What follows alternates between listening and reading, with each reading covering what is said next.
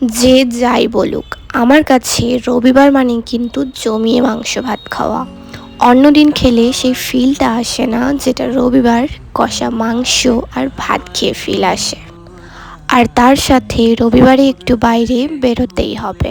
তো আমি চলে গিয়েছিলাম ডাবগ্রাম, স্পেশালি ওয়াফলস খাওয়ার জন্য গিয়েছিলাম।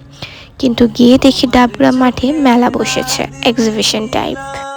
তো সেখানে গিয়ে দেখি মেলা বেশ জমে উঠেছে।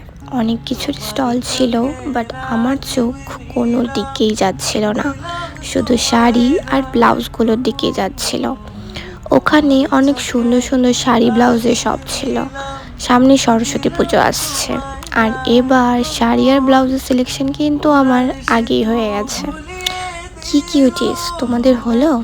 কমেন্টসে জানিও কিন্তু।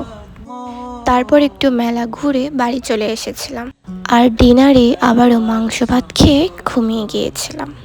এই না, ভিডিও এডিটিংও করেছিলাম। তো এই ছিল আমার সানডে স্পেশাল কিছু মোমেন্ট। আর আজকের ব্লগটা এখানেই শেষ করছি, আবারও আসবো অন্য ব্লগ নিয়ে। ওকে, বাই।